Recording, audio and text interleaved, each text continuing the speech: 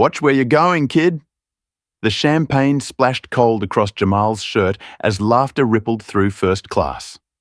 The flight attendant didn't help, she scolded him. Humiliation burned, while whispers spread every stair, reminding him he didn't belong. What none of them knew was that the woman quietly watching from seat 2D wasn't just another passenger. Behind her dark glasses sat Zara Washington, tech billionaire, majority shareholder of the airline, and Jamal's mother. One more cruel word, one more sneer, and the people mocking him would learn that power doesn't always announce itself. Sometimes it sits in silence before grounding an entire plane. The morning sun streamed through threadbare curtains as Jamal Washington's alarm blared at precisely 5:30 a.m. He silenced it with a practiced motion, careful not to wake his grandmother Doris in the adjacent bedroom of their modest two-bedroom apartment on Chicago's South Side. Today wasn't just any day. It marked a pivotal moment in his 17 years of life, the beginning of his journey to Stanford University's prestigious summer technology program. Jamal slipped out of bed, his feet finding the cool hardwood floor. The walls of his small bedroom were covered with academic certificates, science fair ribbons, and a carefully preserved acceptance letter from Stanford. Unlike the rooms of most teenagers, there were no posters of celebrities or athletes, just a single framed photo of a younger Jamal with his mother Zara taken 10 years ago. As he prepared for his morning shower, Jamal's mind drifted to memories of his childhood. His mother Zara had left Chicago when he was just 7 years old, pursuing an MBA at Harvard Business School. What was supposed to be a temporary separation extended indefinitely as her career took off in Silicon Valley, and then internationally. Phone calls, video chats, and occasional gifts marked their relationship over the past decade, with Zara always promising that her sacrifices would eventually create opportunities for Jamal. Meanwhile, Doris had become his rock, raising him with unwavering love and strict discipline. A retired high school mathematics teacher, she had nurtured Jamal's exceptional aptitude for computer science and engineering. Under her guidance, he had maintained a perfect 4.00 GPA, developed 3 mobile apps, and earned a full scholarship to Stanford's exclusive summer program for gifted high school students. After his shower, Jamal found Doris in the kitchen preparing his favorite breakfast: blueberry pancakes with turkey bacon. "Good morning, Grandma," Jamal said, kissing her cheek. "Morning, baby. You sleep okay?" Doris asked, sliding a plate in front of him. "Not really. Too excited, I guess," Jamal admitted, cutting into his pancakes. "Understandable." "It's a big day," Doris said, her voice containing a hint of something Jamal couldn't quite identify. She seemed to be holding back a smile. "What?" Jamal asked, recognizing her expression. Doris sat across from him, her eyes twinkling. "I wasn't supposed to tell you, but I can't keep it in any longer. Your mother called last night while you were asleep." Jamal froze mid-bite. "Mom called. Why didn't you wake me? She asked me not to. She wanted to surprise you." Doris reached across the table and squeezed Jamal's hand. "She's flying in from Tokyo today, specifically to see you off." The fork clattered against Jamal's plate. "She's coming here today. She said she'll meet you at the airport. And that's not all." Doris pulled an envelope from her rogue pocket and slid it across the table. "This came by courier yesterday." Jamal opened the envelope with trembling fingers, revealing a first-class ticket to San Francisco. His economy ticket purchased with his savings was still in his backpack. "Mom sent this?" he asked, stunned. "She said it was time you traveled like the young man you've become?" Doris's eyes moistened. "She's proud of you, Jamal. We both are." Jamal stared at the ticket, conflicting emotions surging through him. Excitement at flying first class mingled with resentment over his mother's long absence and anxiety about their reunion. The expensive ticket represented everything about their relationship. His mother, attempting to compensate with material things for her physical absence in his life. "I don't know if I want to see her," Jamal admitted quietly. Doris's expression softened with understanding. "I know it's been hard, baby, but your mother loves you in her own way. Maybe it's time to hear her out." Jamal nodded reluctantly, tucking the ticket into his pocket. As he finished breakfast, his phone buzzed with a text from his best friend Keith, confirming he was on his way to drive Jamal to O'Hare.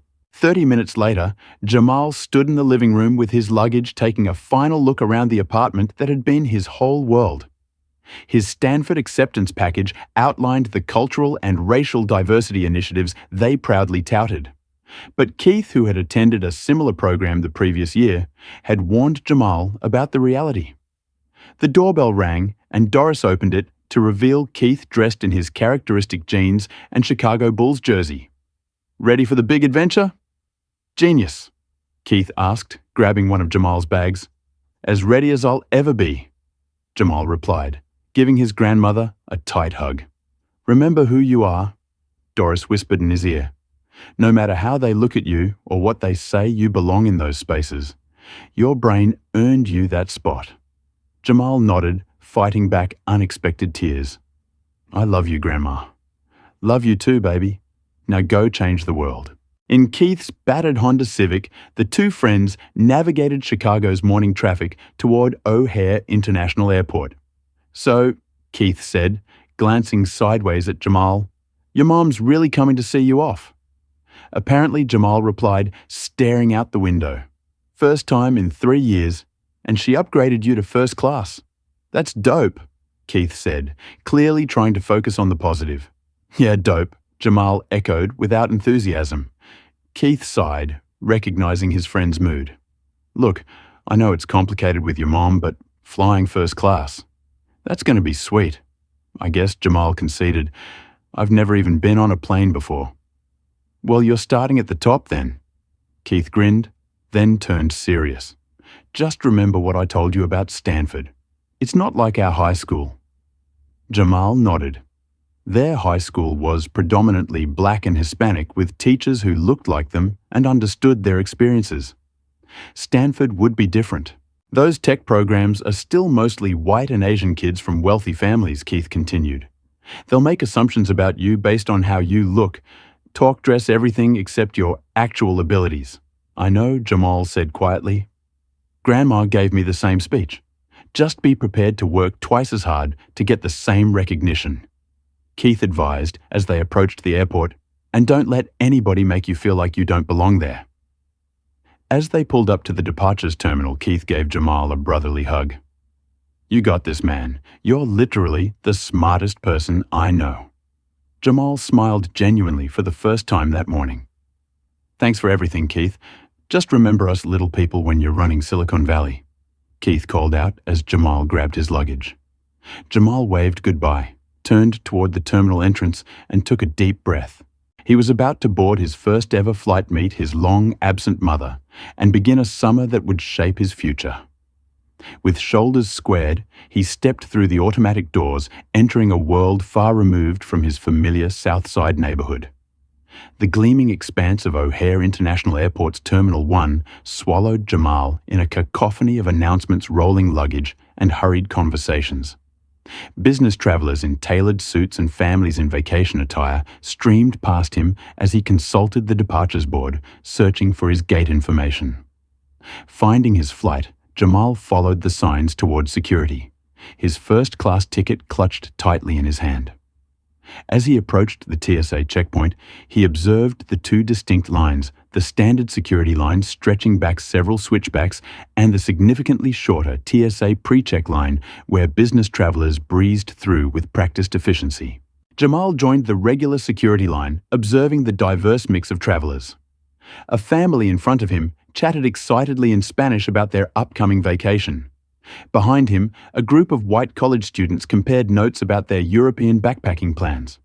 When Jamal finally reached the ID check podium, the TSA officer scrutinized his driver's license with unexpected intensity, looking back and forth between the photo and Jamal's face multiple times. "Purpose of your trip today?" The officer asked a question Jamal noticed hadn't been posed to the travelers ahead of him. "I'm attending a summer program at Stanford University." Jamal replied, evenly remembering his grandmother's advice to always remain polite but firm in these situations. The officer handed back his ID and boarding pass with a curt nod. Jamal proceeded to the conveyor belt, removing his shoes belt and a laptop from his backpack as instructed. As he was about to walk through the metal detector, another TSA agent stepped forward. Sir, you've been randomly selected for additional screening, the agent announced, gesturing Jamal toward a separate area. Jamal noticed the white businessman who had been behind him in line now passing through the metal detector without issue. The random selection wasn't lost on him. It was a familiar pattern he and Keith had discussed countless times. Still, he complied silently, extending his arms as instructed for the pat-down procedure. "Is this really necessary?" Jamal finally asked, as the agent swabbed his palms for explosive residue. "It's random, sir," the agent replied mechanically. "Just procedure." By the time Jamal was cleared and had recollected his belongings, 15 minutes had passed. He checked his phone. Still no message from his mother. The anticipation of seeing her after so many years made his stomach clench with anxiety. Following the signs to his gate, Jamal observed the clear socio-economic stratification of the airport. Designer stores lined the corridors with travelers who looked nothing like those from his neighborhood, casually browsing $500 sunglasses and $1,000 handbags. He passed a gourmet restaurant where a simple breakfast cost more than what his grandmother would spend on groceries for several days. At gate B7, Jamal found a seat near the boarding area and checked his phone again. It was 10:15 a.m., with boarding scheduled to begin at 10:30. Still no word from his mother. He sent a brief text at the gate now. "Are you here yet?" While waiting for a response, Jamal observed the flight crew assembling near the gate desk. 2 flight attendants in particular caught his attention. A blonde woman around 30 and a tall man with perfectly co-ed hair, both with name tags identifying them as Heather Brooks and Brad Cooper. They greeted arriving first-class passengers with warm smiles and familiar banter, clearly recognizing some as frequent flyers. "Good morning, Mr. Patterson. Lovely to see you again," Heather chirped to an older white gentleman. "Your usual seat in 2A is all ready for you. Mr. and Mrs. Davis, welcome back," Brad called to a well-dressed couple. How was Paris Jamal watched this performance with fascination, wondering if they would greet him with the same warmth. His phone buzzed with a text from his mother running late. "Bored without me. We'll explain everything." Disappointment washed over him. He should have known better than to expect her to actually show up. For 10 years, Zara Washington had been an abstraction in his life. A voice on the phone, a face on a screen, a signature on birthday cards. Why would today be any different? As boarding time approached, Jamal noticed a commotion at the gate desk. A middle-aged white man in an expensive suit was gesturing animatedly at the gate agent, his voice carrying across the waiting area. "This is completely unacceptable. Do you have any idea who I am? I've been a Diamond member for 15 years. The gate agent maintained a professional demeanor. "I understand, Mr. Bennett. But as I explained, the first-class cabin is completely full today. We simply cannot upgrade your son." Jamal recognized the name immediately. Russell Bennett was the CEO of Bennett Technologies, a company frequently in the news for its government contracts and controversial labor practices. Beside him stood a younger version of himself, presumably his son wearing designer clothes and an expression of entitled indignation. "This is ridiculous," the son muttered loud enough for nearby passengers to hear. "I'm not sitting in economy with those people." The father continued arguing with the gate agent, while the son, who appeared to be around Jamal's age, scanned the gate area with obvious disdain. His gaze landed on Jamal, taking in his simple jeans, Stanford t-shirt, and scuffed sneakers. A smirk formed on the younger Bennett's face as he leaned toward his father and whispered something that made them both glance in Jamal's direction. The boarding announcement finally came, with first-class passengers invited to board first. Jamal remained seated, hoping against hope that his mother might still appear. The Bennett joined the first-class boarding line, with the son whose name Jamal overheard, was Trevor, continuing to cast disdainful glances his way. As the economy passengers began lining up, Jamal reluctantly joined the dwindling first-class line, his heart heavy with his mother's absence. When he presented his boarding pass to Heather, her smile noticeably dimmed. "First class?" she asked, examining his ticket with furrowed brows. "Yes," Jamal replied simply. "I see." Her tone contained a note of suspicion, but she scanned his boarding pass and handed it back. Enjoy your flight." As Jamal walked down the jetway, he could feel Trevor Bennett's eyes boring into his back. He had faced prejudice before, but something told him this flight would test his grandmother's advice about remaining dignified in the face of discrimination in ways he hadn't experienced before. With each step toward the aircraft, Jamal's excitement about his first flight and the Stanford program competed with his disappointment over his mother's absence and anxiety about the clear hostility from passengers like the Bennett. Taking a deep breath, he reached the aircraft door, where Brad Cooper waited to greet first-class passengers. "Welcome aboard," Brad said flatly, his welcoming smile evaporating as he took in Jamal's appearance. It was going to be a long flight to San Francisco. Jamal stepped into the gleaming interior of the Boeing 787, immediately struck by the stark contrast between the spacious first-class cabin and the cramped economy section visible beyond. The first-class area featured wide leather seats arranged in a 1:121 configuration each, with its own aisle access. Ambient lighting created a soothing atmosphere while the subtle scent of lavender permeated the air. As Jamal paused momentarily to absorb his surroundings, flight attendant Heather Brooks suddenly materialized before him, effectively blocking his path. "Excuse me," she said, her voice unnecessarily loud. "This is the first-class cabin. Economy boarding is after we complete first-class boarding." Jamal felt heat rise to his face as several passengers looked up from their pre-flight routines to observe the exchange. He produced his boarding pass, extending it toward Heather. "I have a first-class ticket," he explained calmly. "Seat 3A." Heather's perfectly shaped eyebrows arched in obvious skepticism. She took the boarding pass, examining it as if searching for evidence of forgery. "This is unusual," she remarked, still speaking loudly enough for nearby passengers to hear. "Did you perhaps get upgraded at the gate?" "No," Jamal replied evenly. "This is the ticket I was given." From seat 4C, Trevor Bennett snickered audibly, nudging his father, who glanced up with a smirk. A ripple of uncomfortable murmurs spread through the cabin as more passengers turned to watch the unfolding scene. "Well," Heather continued, handing the boarding pass back with reluctance. "Let me just verify this with my supervisor. Please wait here." She turned and spoke into her intercom device. "Carlos, they need verification at the forward cabin entrance." Jamal stood frozen in the entryway, acutely aware of the stares from other passengers. An elderly woman clutched her handbag tighter as she looked his way. A businessman in an expensive suit made a show of checking that his laptop bag was secure beside him. From his peripheral vision, Jamal noticed a woman seated in 2D, watching the scene intently from behind dark sunglasses.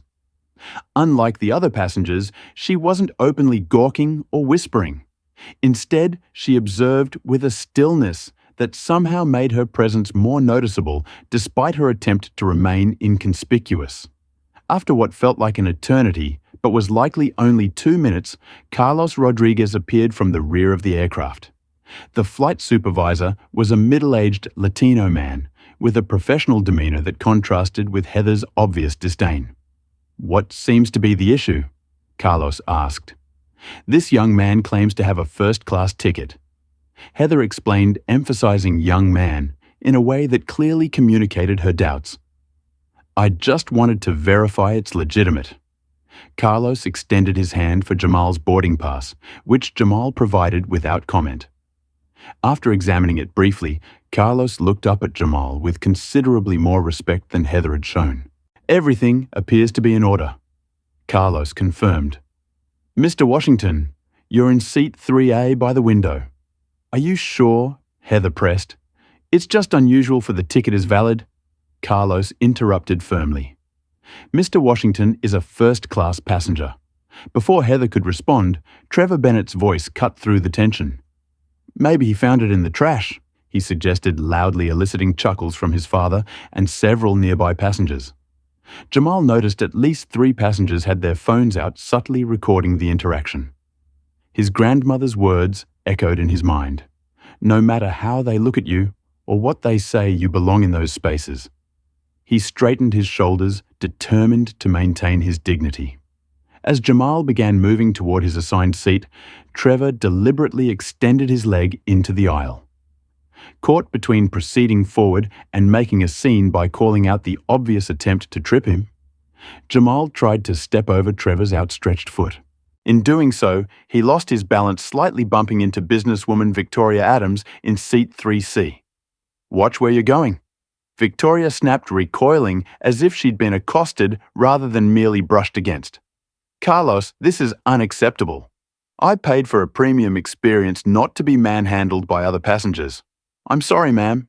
Jamal apologized immediately. "I didn't mean to. He should be removed from first class." Victoria continued as if Jamal hadn't spoken.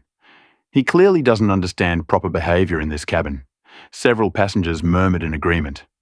The woman in C2D with the dark sunglasses remained silent, but Jamal noticed her fingers flying across her tablet screen with increasing intensity. "Ma'am," Carlos began diplomatically. "It was an accident. Mr. Washington has a valid first-class ticket and has every right to be here." Victoria huffed indignantly but said nothing further. Trevor and Russell Bennett exchanged satisfied smirks at having successfully escalated the situation. Jamal finally reached seat 3A, stowing his backpack in the overhead compartment and settling into the leather seat. The luxury that should have been exciting now felt tainted by the confrontation. He gazed out the window, trying to ignore the continued stares and whispers around him. "Can I get you a pre-departure beverage?" Brad Cooper asked other first-class passengers, conspicuously skipping Jamal. When Jamal raised his hand to request service, Brad pretended not to notice, continuing to serve other passengers with practiced charm and attentiveness. "Excuse me," Jamal finally said. "Could I have some water, please?" Brad's smile tightened. "Well, be serving all passengers once we reach cruising altitude," he replied curtly before moving on. Jamal noticed the woman in 2D observing this interaction, her expression unreadable behind her sunglasses. She continued typing on her tablet, occasionally pausing to make a phone call in hushed tones. As the final passengers boarded and the cabin crew prepared for departure, Jamal considered the humiliating prospect of enduring hours of this treatment. For a brief moment, he contemplated asking to be moved to economy class just to escape the hostile atmosphere. But then, he thought of his grandmother, of all the sacrifices she had made to give him opportunities, of the hard work that had earned him his place at Stanford. Moving would mean letting the Bennetts and Heather win, confirming their assumption that he didn't belong. No, he decided he would stay right where he was. He belonged in this seat as much as anyone else on the plane. The aircraft doors closed, and the captain's voice came over the intercom, welcoming passengers to Flight 1342 to San Francisco. The plane began to push back from the gate, the engines rumbling to life as they taxied toward the runway. Jamal closed his eyes, trying to focus on the excitement of his first takeoff rather than the uncomfortable atmosphere surrounding him. Whatever happened during this flight, he would be starting his Stanford program tomorrow, a step toward the future he had worked so hard to create for himself. He had no idea that the woman in dark sunglasses was about to completely transform the trajectory of this flight and perhaps his life. The aircraft continued its slow taxi toward the runway. The steady hum vibrating through the cabin. Jamal kept his gaze fixed out the window, focusing on the ground crew directing the plane and the fascinating mechanics of the wing flaps. It was easier than acknowledging the sidelong glances and whispers that continued around him. In seat 4C, Trevor Bennett wasn't content to let the situation rest. "I didn't realize they were giving out charity tickets in first class now." He stage whispered to his father, loud enough for Jamal and several other passengers to hear. Russell Bennett chuckled, not bothering to correct his son's behavior. "The airline's diversity initiatives are getting out of hand." He responded at similar volume. Jamal tightened his jaw, but remained silent, remembering Keith's advice about choosing his battles carefully.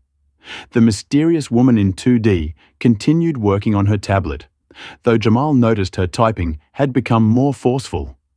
Her finger strikes punctuating the cabin's ambient noise like tiny exclamation points. The plane paused on the taxiway, and Captain Gregory Peters's voice crackled over the intercom. Ladies and gentlemen, this is your captain speaking.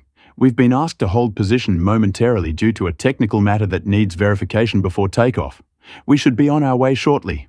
Flight attendants, please remain seated. A collective groan rose from the passengers. Heather and Brad exchanged confused glances, clearly not having anticipated this delay. Taking advantage of the pause, Trevor escalated his harassment. He pressed the flight attendant call button and Heather promptly appeared at his side. "How can I help you, Mr. Bennett?" she asked, with a warm smile she had never shown Jamal. "I'm concerned about the atmosphere in the cabin today," Trevor said, glancing pointedly at Jamal. "I was wondering if first-class passengers could request seating reassignments if they feel uncomfortable." Heather's eyes flicked to Jamal, then back to Trevor. "I understand your concern," she replied, her voice dripping with sympathy. "Unfortunately, we're fully booked today, but I'll see what I can do once we're airborne." "Appreciate it," Trevor said with a smug smile. "It's just, some of us paid for our seats." He emphasized the word paid while staring directly at Jamal. That was when it happened. Trevor, emboldened by Heather's tacit approval of his behavior, accidentally knocked over his complimentary champagne. The liquid arced perfectly through the air, splashing across Jamal's pants and Stanford t-shirt. "Oops," Trevor said with exaggerated innocence. "My bad." Jamal jumped up reflexively as the cold liquid soaked through his clothes. Brad hurried over with napkins, but offered them to Trevor rather than to Jamal, the actual victim of the spill. "Sir, please remain seated during the taxi process." Brad admonished Jamal, ignoring the obvious provocation that had caused him to stand. That was the moment when the mysterious woman in 2D finally acted. She stood up, removing her dark sunglasses to reveal a face that, while unfamiliar to most passengers, sent immediate shockwaves through the cabin. Russell Bennett's smug expression froze, then melted into one of horrified recognition. "That's enough," the woman said, her voice quiet, but carrying an unmistakable authority that silenced the entire cabin. Simultaneously, the aircraft's engines powered down completely, the sudden absence of their background hum creating an eerie quiet. The woman stepped into the aisle, her designer business suit and commanding presence drawing all eyes. She was tall and elegant, with deep brown skin and piercing eyes that now focused directly on Jamal. "Hello, Jamal," she said softly. Jamal stared at her confusion, giving way to gradual recognition. The photographs and video calls hadn't fully captured her presence, but there was no mistaking those eyes, his own eyes looking back at him. "Mom," he whispered, his voice barely audible. "What do you think about this situation so far? Have you ever experienced or witnessed racial discrimination while traveling?" Comment number 1. If you believe Jamal handled the situation with admirable restraint. Or number 2, if you think he should have been more assertive from the beginning. If you're enjoying this story of justice about to be served, smash that like button and subscribe to our channel for more powerful stories like this one. Now, how do you think Zara Washington will handle this situation? Will she use her power to teach everyone a lesson? Or is there something more meaningful about to happen? Let's find out. The cabin fell into stunned silence as Zara Washington stood in the aisle, her presence commanding attention without effort. For Jamal, time seemed to slow as he processed the reality before him, his mother in the flesh after years of screens and distance. "I apologize for the deception," Zara said, addressing Jamal directly, despite the audience of gawking passengers.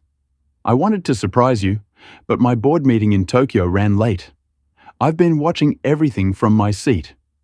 Jamal remained frozen champagne, still soaking his clothes, as conflicting emotions battled within him. Anger at her long absence warred with relief at her presence, while embarrassment at being the center of attention fought with vindication that someone was finally standing up for him. You were here the whole time," he finally managed. "Yes," Zara confirmed, her expression softening. "I caught a private flight from Tokyo that landed just before boarding began. I wanted to observe you. See the remarkable young man you've become before revealing myself." Her voice caught slightly. "It's been too long, Jamal." Recognition rippled through the cabin as passengers began connecting the dots. Phones emerged to search her name, and whispers intensified. Oh my God, that's Zara Washington, the founder of Zara X Technologies. She's worth like 23 billion. One of the most powerful women in tech. Russell Bennett's face had drained of all color. As CEO of a mid-sized security software company, he undoubtedly recognized one of the most influential figures in the technology industry, a woman whose company had recently been considering acquiring his firm. According to business news Jamal had read online, Trevor's smug expression collapsed into confusion, then horror, as he realized who Jamal was and what he had done. Zara turned her attention to Heather and Carlos, who had hurried forward at the commotion. "I'd like to speak with the captain immediately." She stated her tone, leaving no room for negotiation. "And I want access to the security footage from this aircraft for the past 30 minutes. Ma'am, I'm not sure that's possible during a flight." Carlos began cautiously. "It's entirely possible, Mr. Rodriguez," Zara replied, revealing she had noted his name earlier, "particularly since this aircraft is not going anywhere at the moment." Carlos's eyes widened. "I don't understand." "Zariax Holdings owns 43% of this airline's parent company," she explained calmly. "I'm the majority shareholder, and I've just grounded this plane." A collective gasp swept through the cabin. Heather polled visibly, her practiced customer service smile completely abandoned. Furthermore, Zora continued, "I've requested a full investigation into the treatment my son received today. The footage will be reviewed not just by airline management, but by our legal team and the media, if necessary." Captain Gregory Peters appeared from the cockpit, his expression a mixture of confusion and concern. "Ms. Washington, I was told you needed to speak with me urgently." Captain Peters Zara acknowledged. "Thank you for responding to my directive to halt our departure. I apologize for the inconvenience to your schedule, but we have a serious situation regarding discriminatory treatment of a first-class passenger, my son." The captain glanced at Jamal, taking in the champagne-soaked clothes and the tense atmosphere. "I see. What would you like me to do?" "I would like all passengers to deplane immediately," Zara stated. "This flight will not proceed until certain personnel issues are addressed and a comprehensive customer service training occurs." Captain Peters hesitated only briefly before nodding. "As you wish, Ms. Washington. I'll make the announcement." As the captain returned to the cockpit, Russell Bennett rose from his seat, straightening his tie and adopting his most charming business smile. "Ms. Washington," he began, extending his hand. "Russell Bennett Technologies. What an unexpected pleasure. I believe our companies have been in discussions recently about a potential partnership." Zara regarded his outstretched hand with the same expression one might use when finding something unpleasant on the bottom of a shoe. "Mr. Bennett, I'm well aware of who you are, and you should know that as of 5 minutes ago, when I witnessed your son's behavior and your tacit encouragement of it, your company's proposal was permanently rejected." Russell's hand slowly dropped. "There must be some misunderstanding. My son was just. Your son was engaging in blatant harassment based on racial prejudice." Zara interrupted, her voice like steel. "And rather than correct his behavior, you participated in it. That tells me everything I need to know about your company's culture and values." Trevor shrunk in his seat, the reality of his actions' consequences beginning to dawn on him. The partnership his father had been pursuing for months, a deal potentially worth millions, was now dead because of his behavior. The captain's voice came over the intercom. "Ladies and gentlemen, due to unforeseen circumstances, we need all passengers to deplane at this time. Please gather your personal belongings and exit the aircraft in an orderly fashion. Airline representatives will meet you in the terminal with further information about rebooking options." A chorus of groans and protests erupted from the passengers, but one sharp look from Zara silenced those in the first-class cabin. The woman who had been so determined to have Jamal removed, Victoria Adams, now couldn't meet his eyes as she gathered her belongings. As passengers reluctantly began to stand and collect their items, Zara turned back to Jamal, her public persona softening into something more vulnerable. "I know this isn't how either of us imagined our reunion," she said quietly. "And I know you have every right to be angry with me for being absent so long. But if you're willing, I'd like a chance to explain everything." Jamal looked at his mother, this powerful woman who had just halted an entire commercial flight out of concern for him. For years he had imagined their reunion would be filled with recriminations, with all the hurt and anger he had stored up. Instead, he felt something unexpected. Pride. Not just that his mother was someone important, but that she had used that importance to stand up against the kind of treatment he and his grandmother had faced their entire lives. "Yeah," he finally said, "I'd like that." As the first-class cabin emptied with Trevor and Russell Bennett slinking past with averted gazes, Jamal noticed airline executives in suits rushing down the jetway toward the plane. The news of Zara Washington grounding an aircraft had clearly traveled fast. Zara placed a gentle hand on Jamal's shoulder. "Come on, there's a private lounge where we can talk while this situation is addressed." As they exited the aircraft, the contrast between how Jamal had boarded and how he was leaving couldn't have been more striking. Heather and Brad stood rigidly by the exit, their faces masks of professional neutrality tinged with fear. Carlos offered Jamal a subtle nod of apology. In the terminal, chaos had erupted as displaced passengers congregated around the gate desk, demanding explanations and alternative arrangements. Airline staff appeared overwhelmed until a distinguished man in an immaculate suit arrived, flanked by several assistants. "M. Washington," he called, hurrying toward them. "Frank Thompson, CEO. I just flew in from headquarters. I cannot express how deeply disturbed I am by what I'm hearing." "Then you haven't heard the half of it," Zara replied coolly. "But you will. I expect a full report on my desk by tomorrow morning, along with the termination paperwork for certain members of your staff." "Of course," Frank agreed quickly. "We're already reviewing the footage." "This is not representative of our airline's values, isn't it?" Zara challenged. "Because from what I observed, it seemed very systematic." While the adults talked, Jamal felt overwhelmed by the sudden attention and drama. What should have been a simple flight to San Francisco had turned into a public spectacle. And while part of him appreciated his mother's intervention, another part felt uncomfortable with the spotlight and display of power.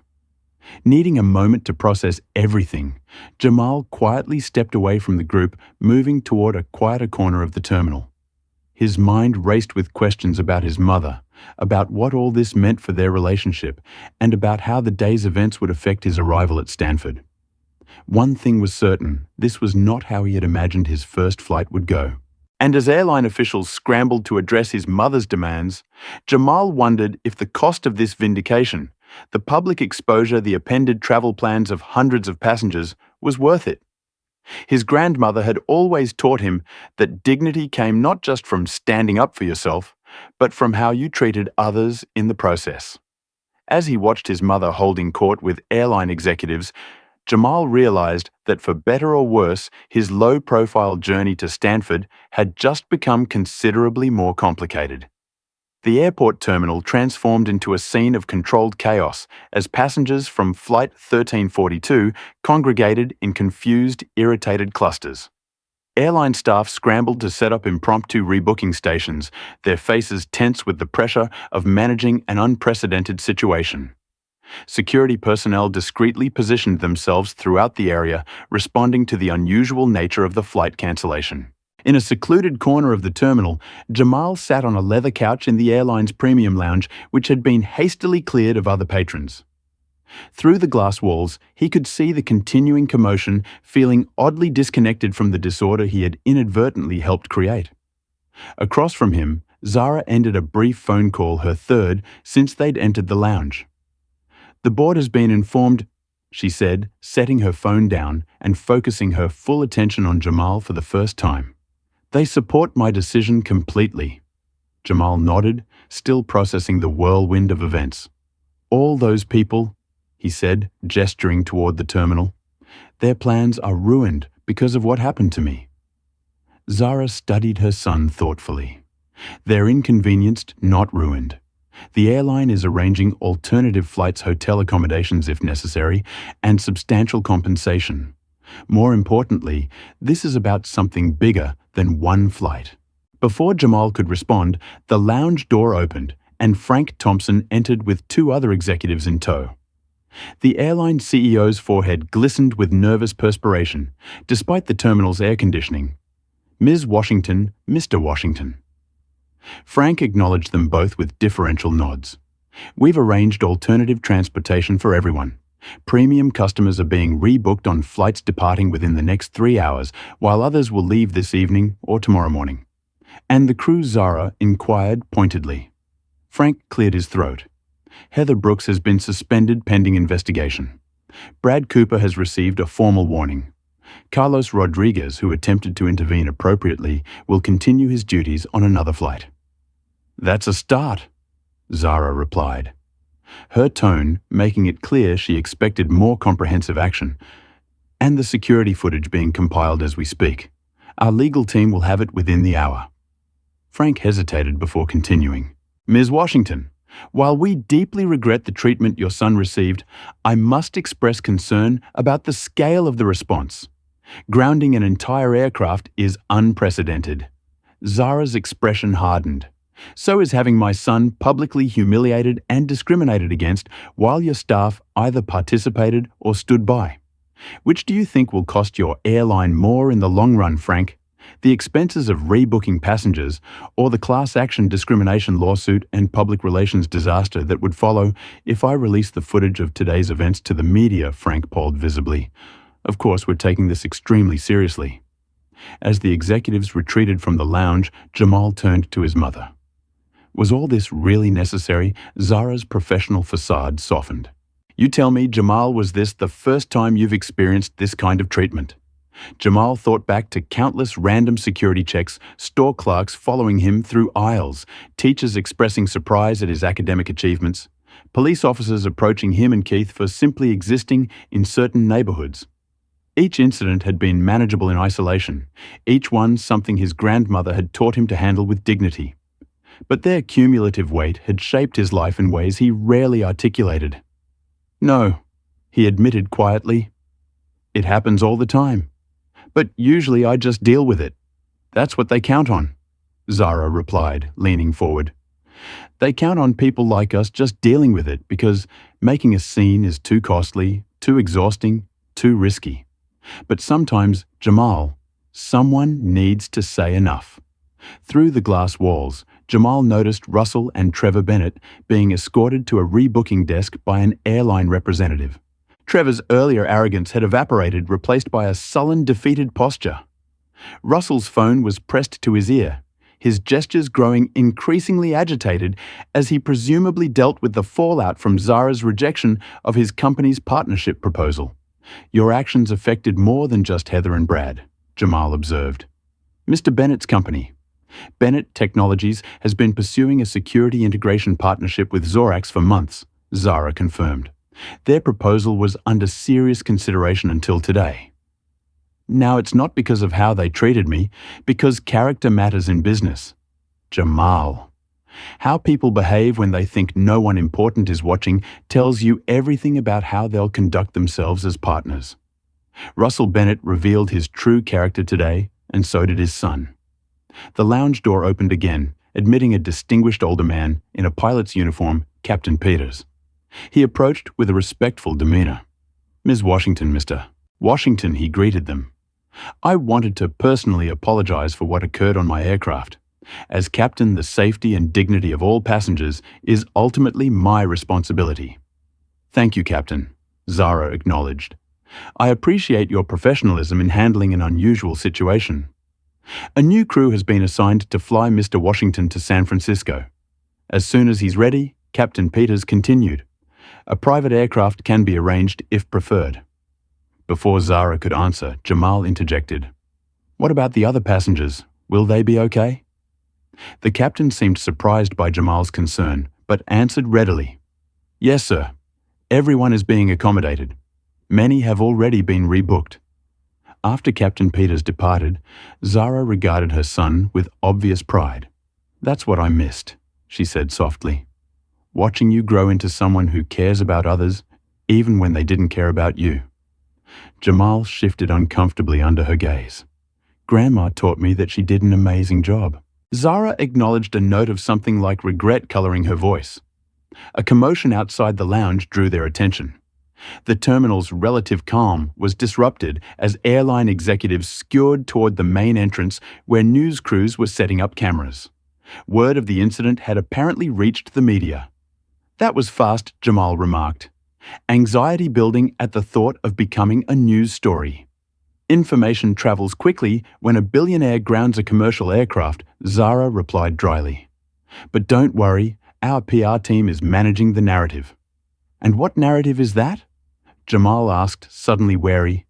"The truth that this airline has a discrimination problem that was exposed today and that Zarex Holdings expects immediate corrective action." Just then, the lounge door opened again, and a striking woman in a sharp suit entered purposefully. "Ms. Washington, we're ready for your statement whenever you are," she announced. Zara nodded, then turned to Jamal. "Jamal, this is Patricia Alvarez, our Chief Communications Officer." "Patricia, this is my son Jamal." "A pleasure to meet you, Jamal," Patricia said warmly. "Your mother speaks of you often." This surprised Jamal, the idea that his mother discussed him with her colleagues when she had been so absent from his actual life. Zara stood straightening her suit jacket. "I need to address this publicly, Jamal. Would you like to join me?" The question caught Jamal off guard. The thought of cameras, microphones, and public scrutiny made his stomach clench. Yet part of him recognized the opportunity to speak to an experience that millions of young black men faced daily. I don't think so," he decided finally. "This is already bigger than I wanted it to be." Zara nodded, respecting his choice. "I understand. Wait here. We have a lot to talk about when I'm done." As his mother left with Patricia, Jamal watched through the glass as they approached the media gathering. Within moments, Zara transformed into the poised, articulate business leader whose TED Talks and interviews Jamal had watched countless times online, always searching for glimpses of the mother behind the public persona. On the terminal monitors, her impromptu press conference appeared. The chair identifying her as Zara Washington, CEO of Zarex Technologies and majority shareholder of Meridian Airlines. With measured words, she described a disturbing pattern of discriminatory behavior witnessed on today's flight, announced a comprehensive review of airline policies, and the establishment of a new anti-discrimination training program for all staff. What she didn't mention was Jamal specifically protecting his privacy while addressing the broader issue, something he appreciated deeply.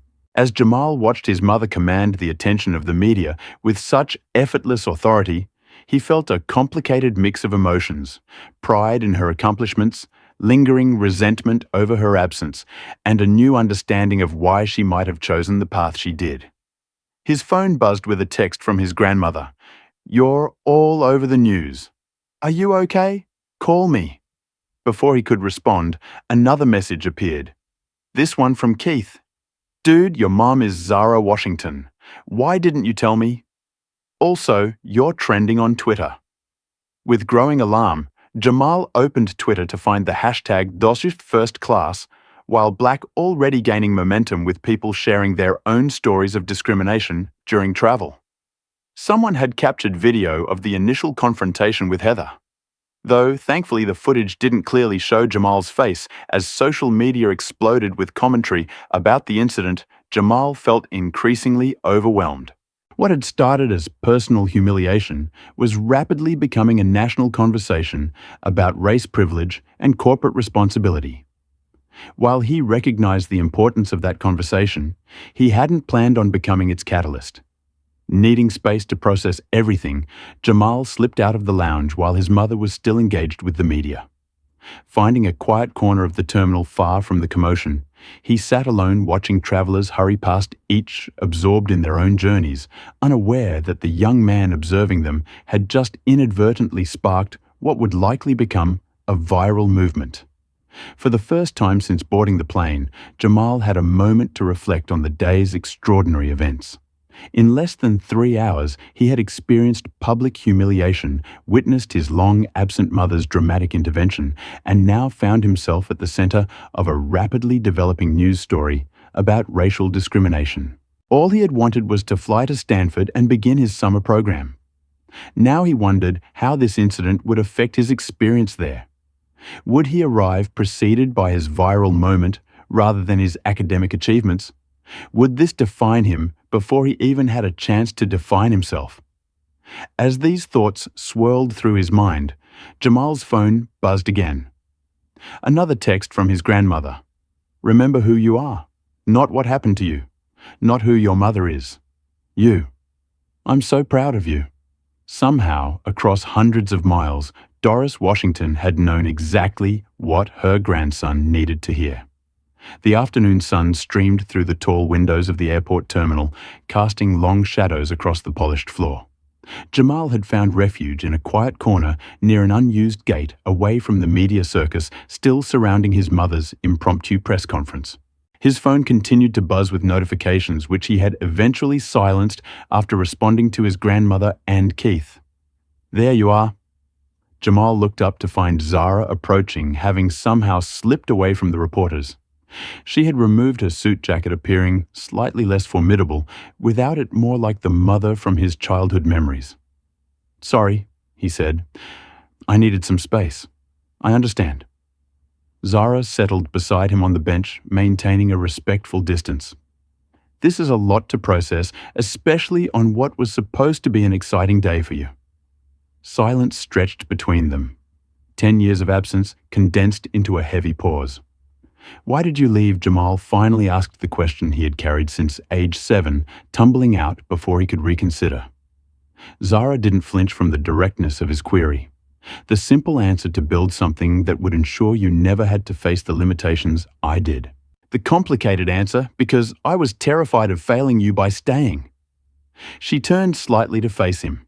When your father abandoned us before you were born, I was 22 with nothing but a computer science degree and a mountain of student debt. My first 3 job interviews, I was the only black woman in the building. In 2 of them, the interviewer suggested I'd be more comfortable in customer service than engineering. Jamal listened, trying to reconcile this vulnerable narrative with the commanding woman who had grounded an airplane hours earlier.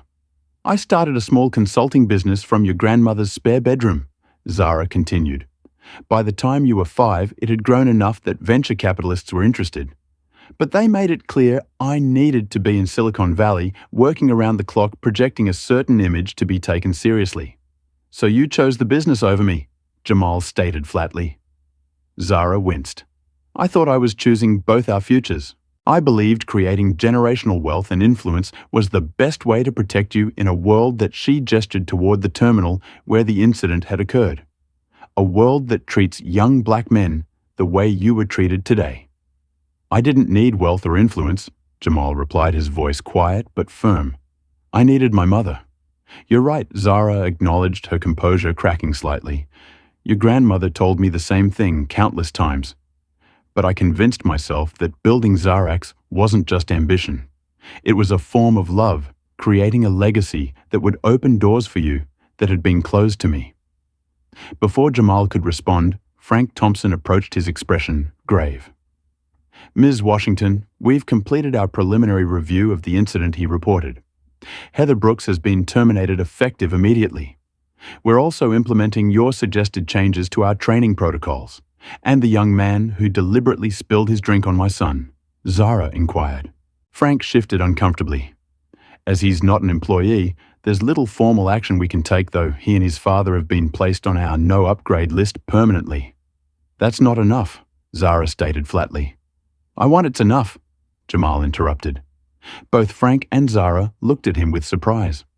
What happened to me today happens to people who don't have billionaire parents every day. Fixing the system is more important than punishing Trevor Bennett. Frank nodded respectfully at Jamal. We're announcing a comprehensive anti-discrimination initiative that will include passenger conduct guidelines. If you're amenable, we'd like to consult with you both on its development. After Frank departed, Zara regarded her son with newfound appreciation. That was gracious of you. Grandma always says holding grudges is like drinking poison and expecting the other person to die. Jamal shrugged. Besides, Trevor's probably facing worse at home. His dad lost a major business opportunity because of him. As if summoned by mention, Russell Bennett appeared at the edge of their secluded area, alone and visibly humbled. He approached cautiously, stopping at a respectful distance. "Ms. Washington." "Mr. Washington," he began. His earlier arrogance entirely evaporated.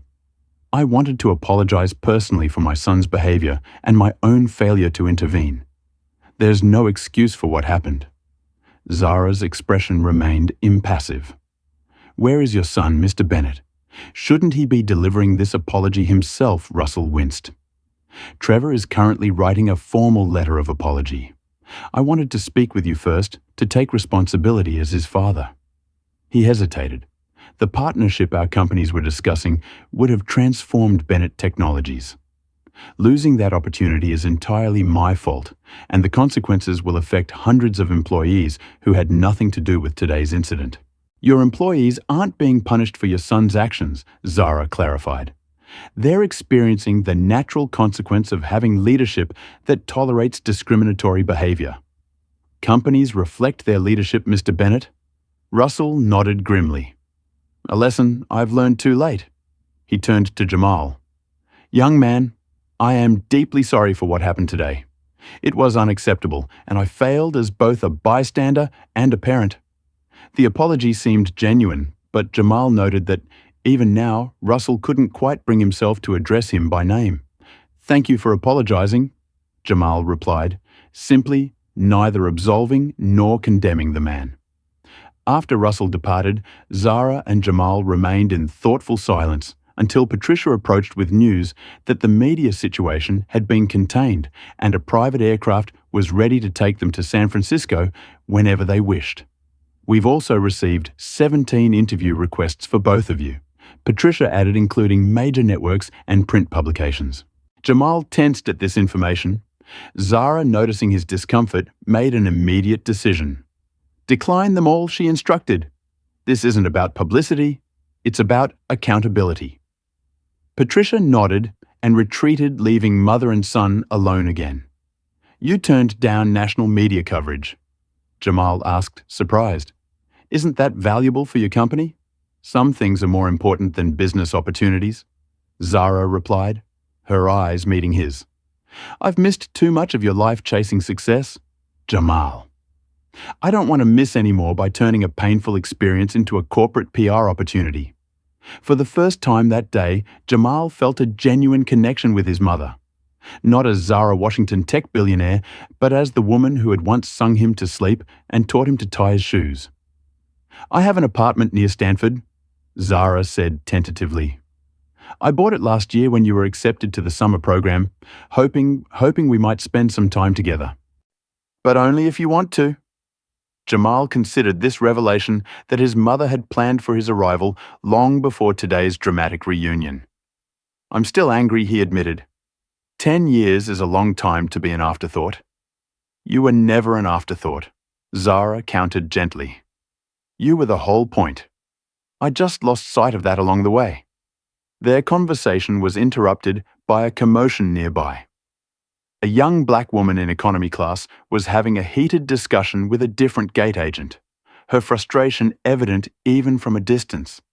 The agent's dismissive body language mirrored what Jamal had experienced earlier. Without hesitation, Jamal stood and walked toward the situation, Zara following curiously. As they approached, they overheard the dispute. "I'm sorry, miss, but without proper documentation, we cannot allow you to board," the agent was saying, with thinly veiled impatience.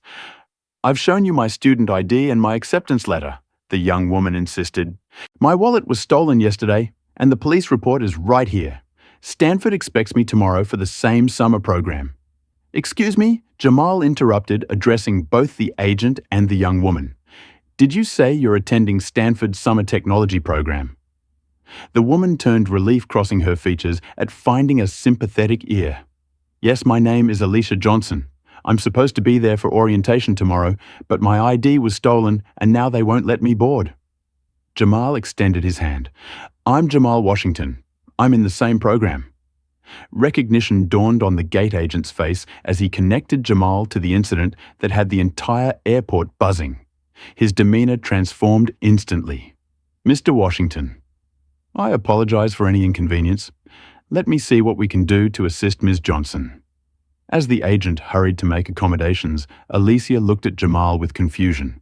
What just happened? Why does he suddenly know who you are? It's a long story, Jamal replied with a small smile.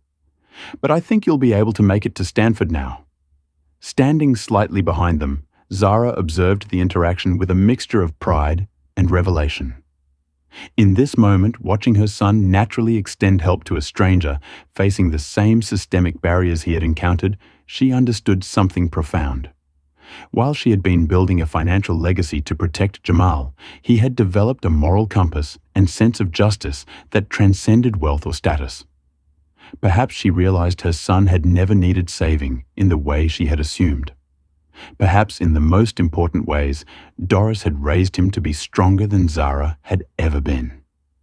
2 hours after the dramatic grounding of Flight 1342, a new aircraft sat at Gate B-17 prepared for departure to San Francisco. The replacement plane gleamed under the airport lights, a fresh crew standing attentively at the boarding area. The passenger manifest had been adjusted with several notable changes from the original flight. Jamal and Zara approached the gate together, having spent the intervening time in continued conversation, not resolving 10 years of absence, but beginning the long process of understanding. Behind them walked Alicia Johnson, whose documentation issues had been swiftly resolved following Zara's intervention. "I still can't believe this," Alicia whispered to Jamal as they neared the gate. "Is your mom really Zara Washington? The Zara Washington?" Apparently, Jamal replied with a small smile, still processing this reality himself, "Though I'm just getting to know her again." At the boarding desk stood Carlos Rodriguez, who had requested to remain on the new flight, despite being offered the day off with pay. When he spotted Jamal, he stepped forward. "Mr. Washington," Carlos began earnestly, "I wanted to apologize personally for not intervening more decisively earlier. I should have done more." Jamal appreciated the sincerity in the man's eyes. "You were the only crew member who treated me with respect. Thank you for that. This time will be different," Carlos promised, gesturing to the new crew. "I'll personally ensure it." The boarding process began smoothly, with first-class passengers invited to board first. As Jamal, Zara, and Alicia, whose ticket had been upgraded to first class, approached the aircraft door, they were greeted by Alicia Jefferson, the new senior flight attendant. "Welcome aboard," Alicia said warmly, making direct eye contact with each of them. "We're delighted to have you with us today." The first-class cabin had been reconfigured slightly with Jamal and Zara assigned to the front row seats and Alicia directly behind them. As they settled in, Jamal noticed several familiar faces from the previous flight, including Victoria Adams, who studiously avoided eye contact. Most notably, in the last row of first class sat Russell and Trevor Bennett, whose expressions suggested they would have preferred any other seating arrangement. Trevor looked particularly uncomfortable, clutching a sealed envelope that presumably contained his written apology. "Shouldn't they be in economy now?" Jamal whispered to his mother. "They were originally reassigned there," Zara confirmed quietly. "But I had them moved back." "Why?" Jamal asked, surprised.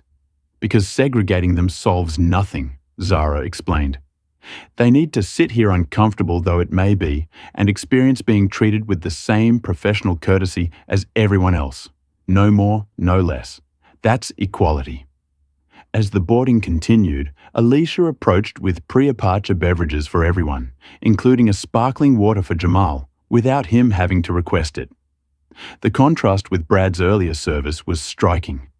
"Ms. Washington," Alicia said discreetly, "Captain Monroe would like to speak with you briefly before takeoff, if you're available." Zara nodded and followed Alicia to the cockpit, leaving Jamal momentarily alone.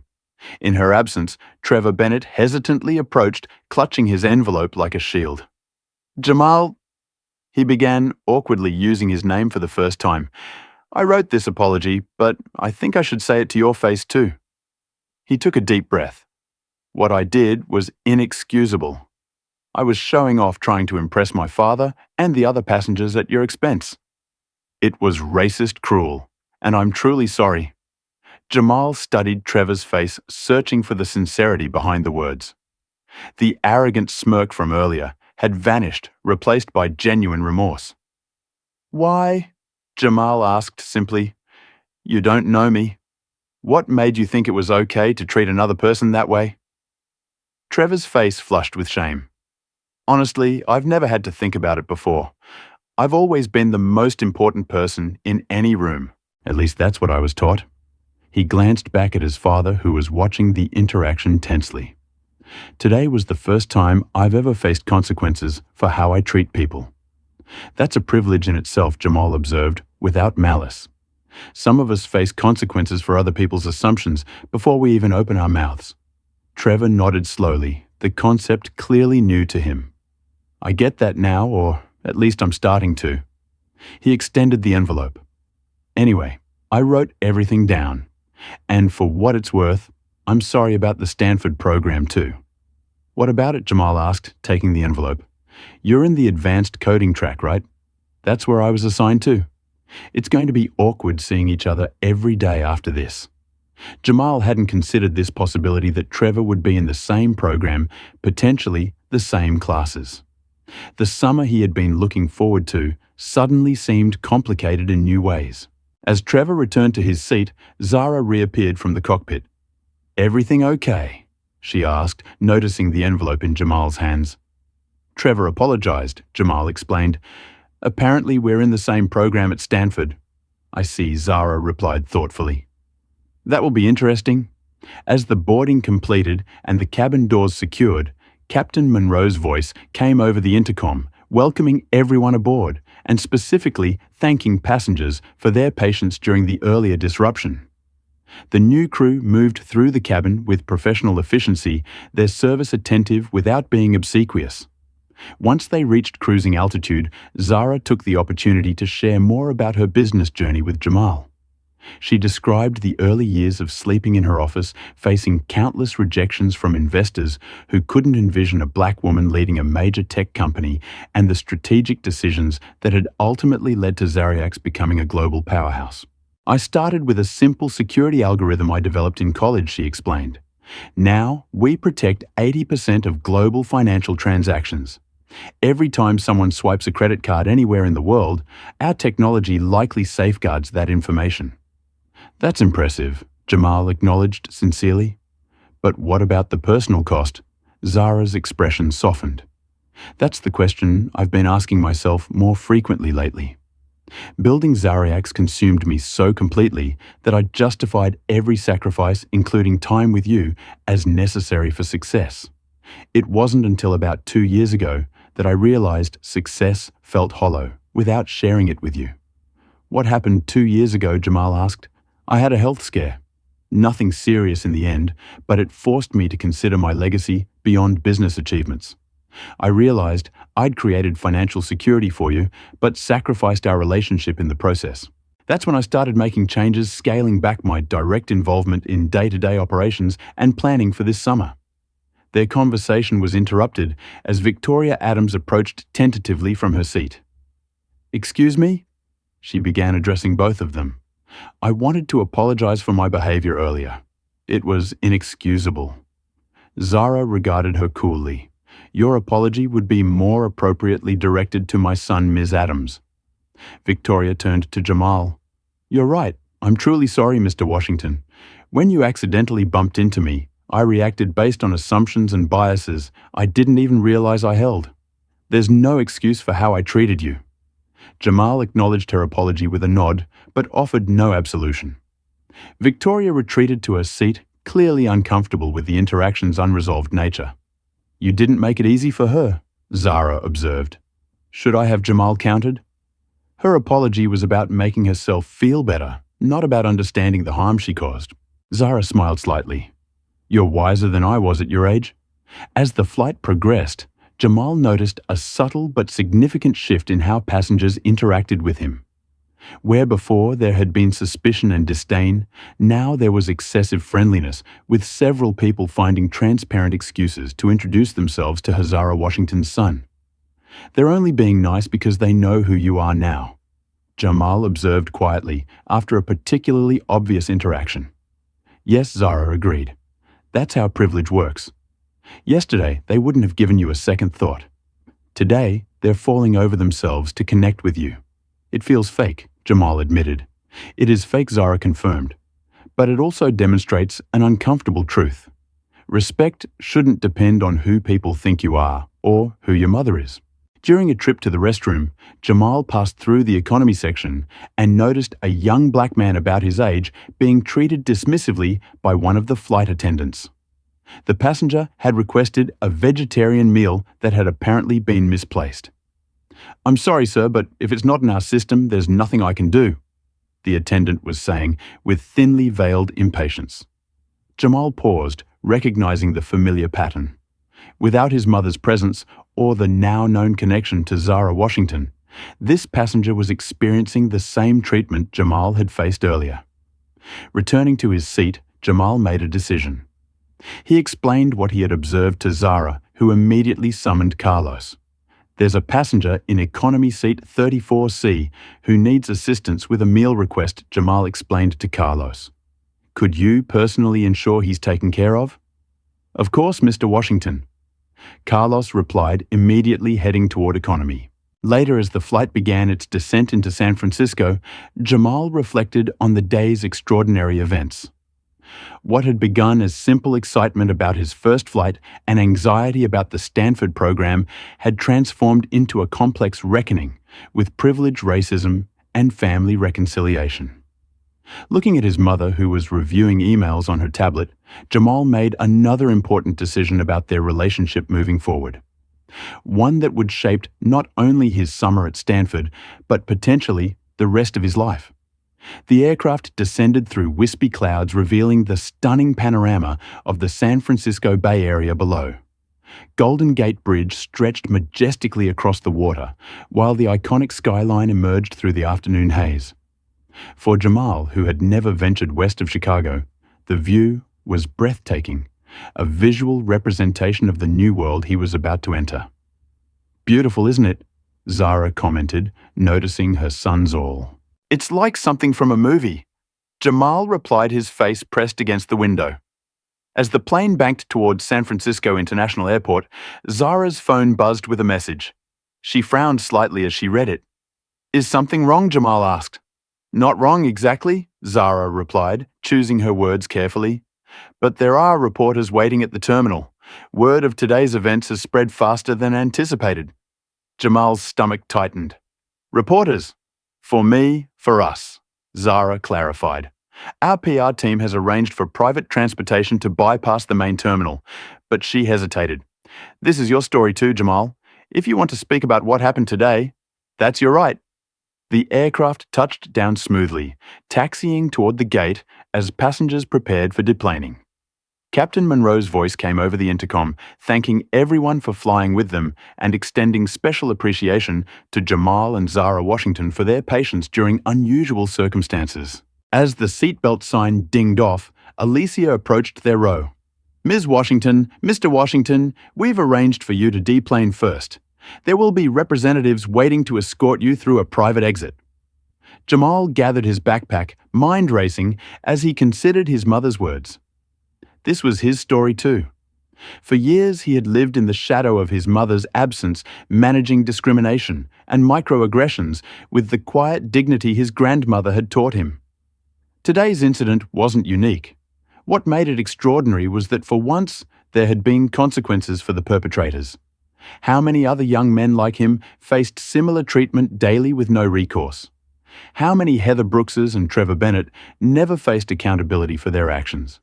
"I want to make a statement," Jamal decided suddenly. Zara looked surprised but nodded respectfully. "Are you sure, once you step into the public eye this way, it's difficult to step back?" "I'm sure," Jamal confirmed. "Not for me, but for everyone who doesn't have a billionaire parent to ground planes on their behalf."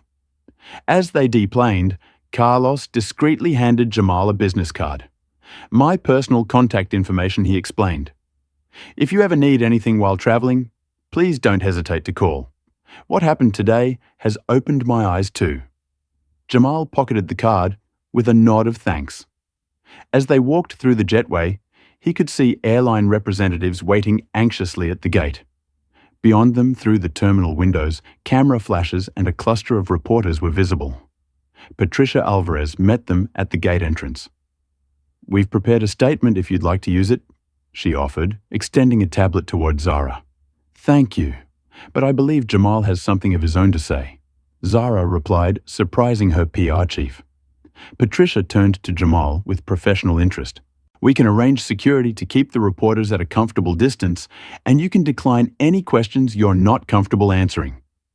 Jamal appreciated the consideration, but shook his head. I want to speak directly to them. No filters, no corporate messaging. As they approached the media gathering, Jamal felt a surge of nervousness, but reminded himself of his grandmother's words.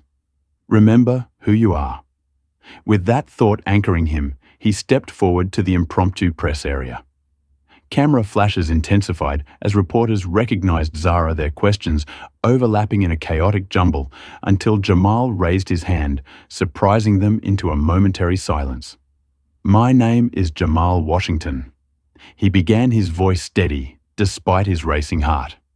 Today, on what should have been a routine flight to begin a summer program at Stanford University, I experienced something that's unfortunately all too familiar to many Black Americans. The reporters grew quiet, sensing the authentic story unfolding before them rather than the prepared corporate statement they had expected. I was questioned, mocked, and humiliated for simply occupying space in first-class space I had every right to occupy. What makes my story unusual isn't that it happened. It's that, for once, there were consequences. Jamal glanced at his mother, drawing strength from her supportive presence, before continuing. Every day across this country, people who look like me are made to feel they don't belong in certain spaces. Restaurants, stores, neighborhoods, boardrooms, and, yes, first-class cabins. Most of us don't have the power to ground planes or change corporate policies when we're discriminated against. We're expected to stay quiet, to not make waves, to just deal with it.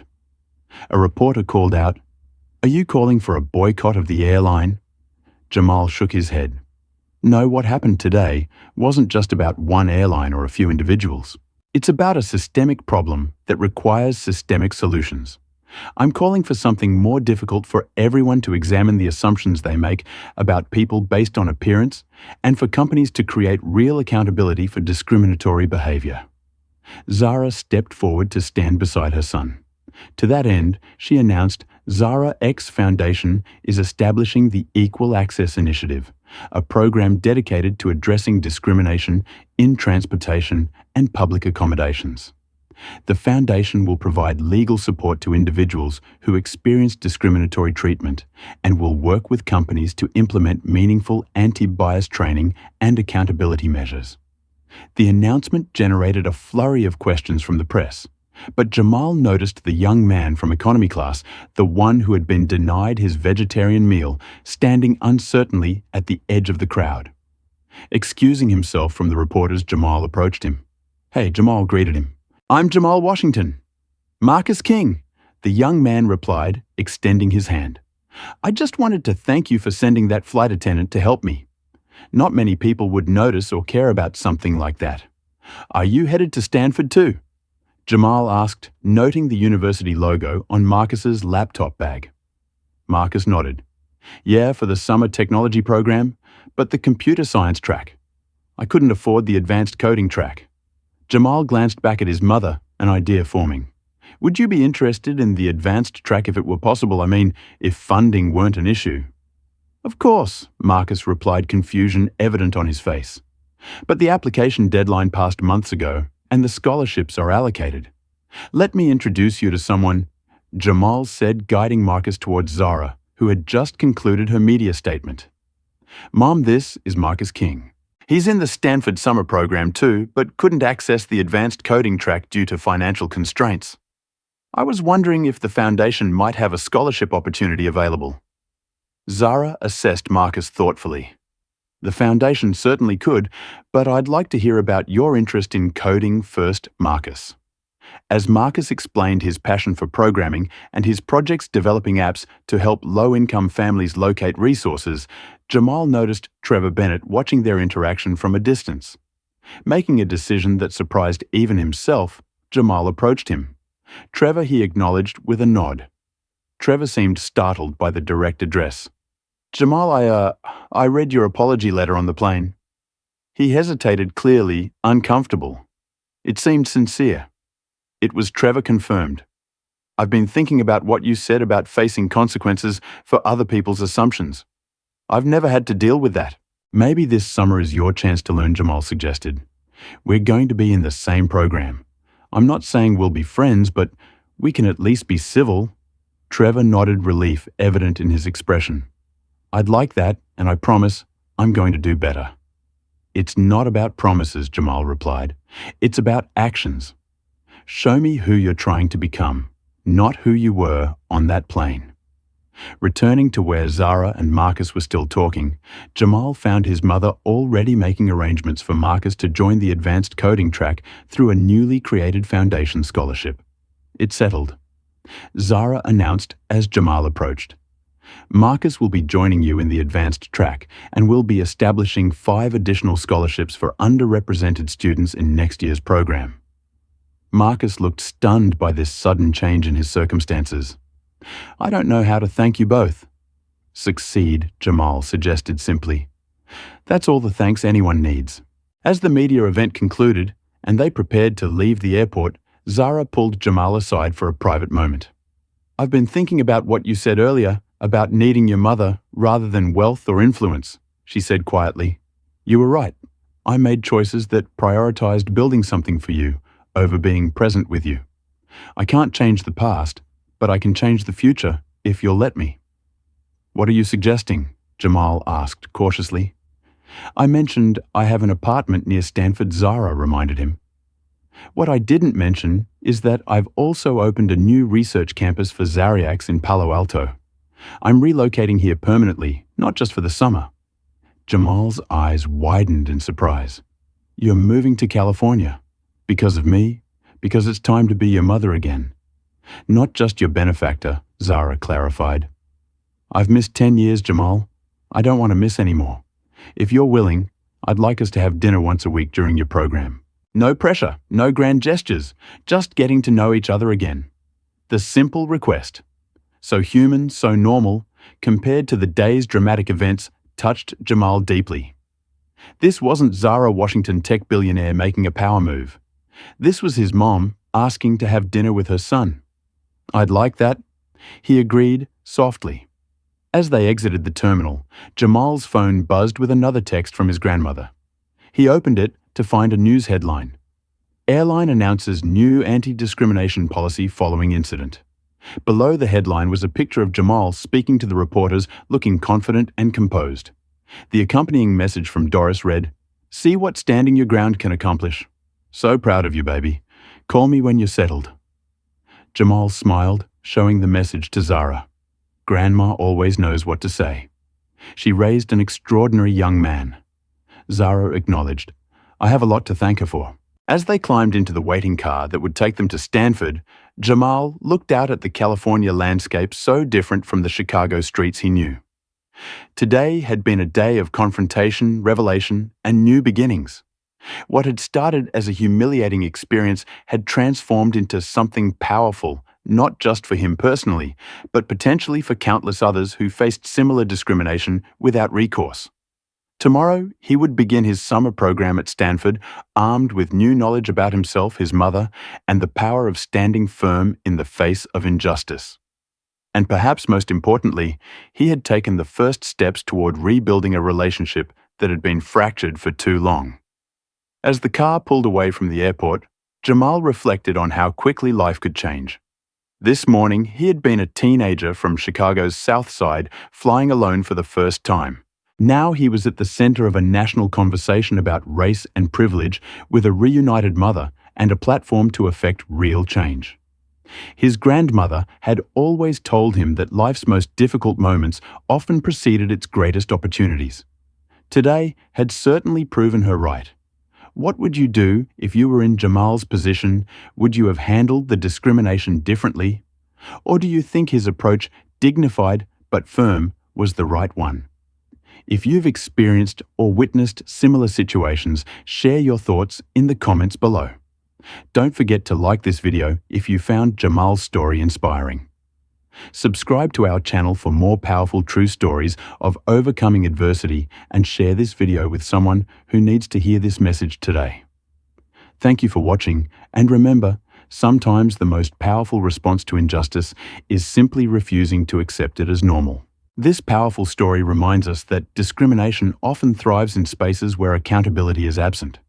When Jamal boarded that plane, he entered a microcosm of society where assumptions based on appearance determined how he was treated. What transformed this everyday incident of racism into something extraordinary wasn't just Zara's intervention, but her ability to create immediate consequences for discriminatory behavior. The story teaches us that standing firm in spaces where others question your belonging is an act of courage. Jamal's initial dignity in the face of humiliation, followed by his thoughtful decision to speak publicly rather than retreat into privilege, demonstrates true leadership. He recognized that his unusual position of power created an opportunity to advocate for those without similar protection. We also learned that privilege operates invisibly until disrupted. The passengers who mocked Jamal or silently condoned his mistreatment only recognized their behavior as problematic when confronted with Zara's status. True change requires acknowledging these unconscious biases rather than defending or dismissing them. Perhaps most importantly, the story reveals how systems protect those who discriminate until forced to change. Meaningful transformation demands more than apologies or diversity statements. It requires structural accountability and consequences that previously didn't exist. When organizations create real costs for discriminatory behavior, what once seemed unchangeable can shift remarkably quickly. What would you do if you witnessed discrimination like what Jamal experienced? Would you speak up or stay silent? Share your thoughts in the comments below about how you might handle a similar situation if you saw it happening to someone else. Have you ever been in a position where you had to stand up against unfair treatment based on race or appearance? Your stories could help others find courage in difficult moments. If this story moved you or made you think differently about everyday discrimination, please hit that like button to help more people discover it. Subscribe to our channel for more powerful stories that illuminate social injustices and the courageous people confronting them. And if you know someone who needs to hear this message, perhaps a friend who's experienced similar treatment or someone who might benefit from examining their own assumptions, share this video with them today. Thank you for watching and being part of a community that believes in dignity and respect for everyone, regardless of appearance or background. Remember, sometimes the most important change begins with a single person refusing to accept injustice as normal.